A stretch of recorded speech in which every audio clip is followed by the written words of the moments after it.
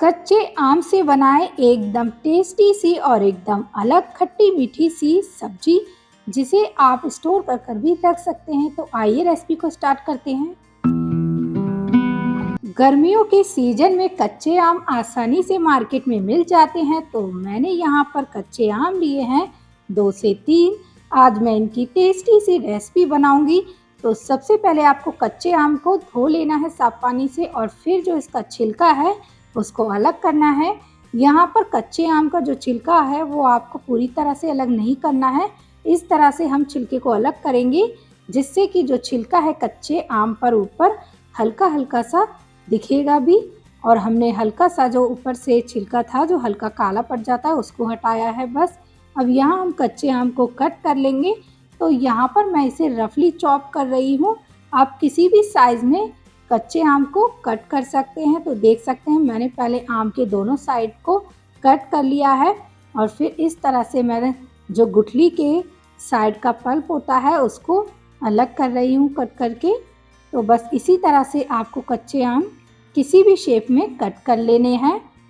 और यहाँ जो हम सब्जी बनाएंगे काफ़ी टेस्टी सी खट्टी मीठी सी बनकर तैयार होगी।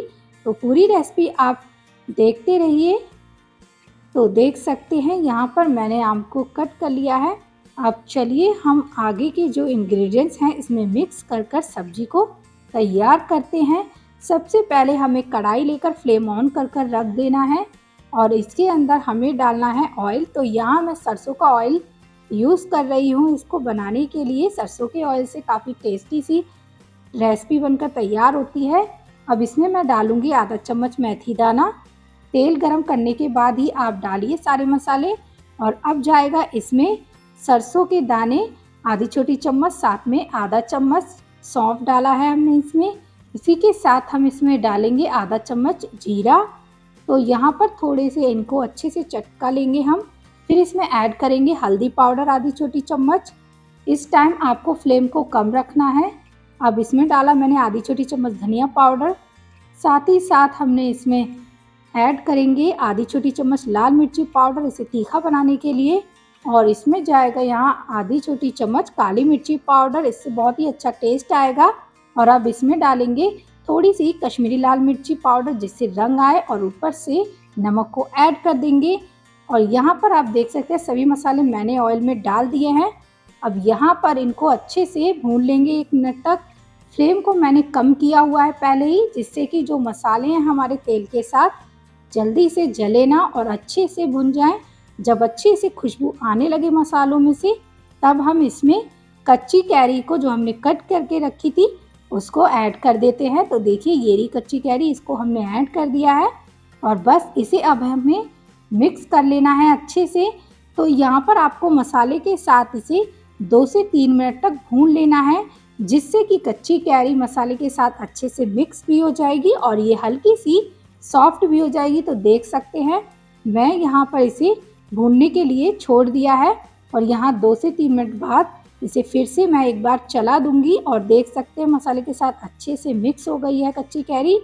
अब इसमें हमें ऐड करना है शुगर पाउडर, या आप चीनी भी डाल सकते हैं। मेरे पास शुगर पाउडर था, इसको मैं ऐड कर दूंगी। मैंने यहाँ 1 कप चीनी को ब्लेंड कर लिया था मिक्सी जार में, और यहाँ अब इसको अच्छे से मिक्स कर लेती हूँ।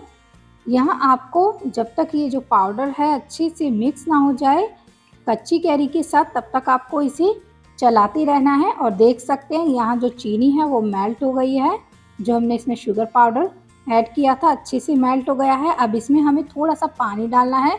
तो आप देख सकते हैं मैंने यहाँ थोड़ा पानी लिया है, इसको मैं इसमें ऐड कर देती हूँ, जिससे कि अच्छे से हमारी जो कच्ची कैरी है वो सॉफ्ट हो जाएगी थोड़ी देर में।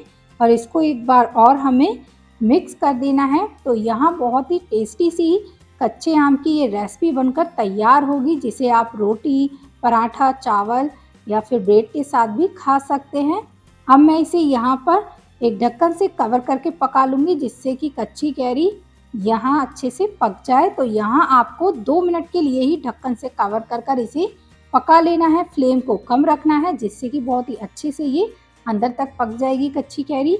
और 2 मिनट बाद आपको ढक्कन खोलकर इसे देख लेना है। तो देख सकते हैं काफ़ी अच्छे से जो इसमें हमने मसाले ऐड किए थे और कच्ची कैरी के साथ बहुत ही अच्छा सा रंग आ गया है। अच्छे से हमारी जो रेसिपी है वो बनकर तैयार हो गई है।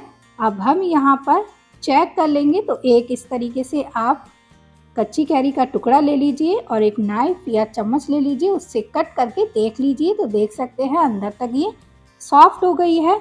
अब इस स्टेज पर हमें फ्लेम को ऑफ कर इसे हम अब सर्व करेंगे। तो यहाँ देख सकते हैं मैंने फ्लेम ऑफ कर दिया है, इसे अच्छे से ठंडा कर लिया है और यहाँ मैं इसे एक कटोरी में सर्व कर रही हूँ।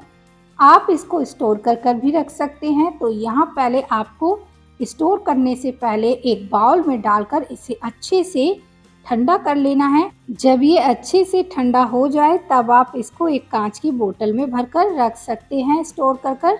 मैंने यहाँ देख सकते हैं एक कांच की बोतल ली है जिसमें मैं इसे भरकर रख रही हूँ।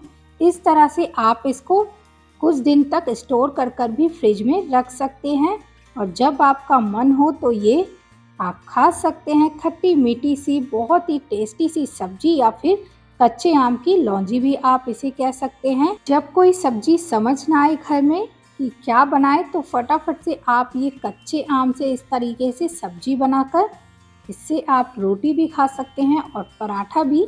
तो काफ़ी अच्छी है ये रेसिपी, इसको आप सफ़र में भी ले जा सकते हैं। काफ़ी अच्छी होती है ये कच्चे आम की सब्जी। आपको ये रेसिपी कैसी लगी? वीडियो में एक प्यारा सा कमेंट करके ज़रूर बताइएगा। अगर अच्छी लगी हो वीडियो तो लाइक और सब्सक्राइब करना ना भूलिएगा। जब तक के लिए राधे राधे।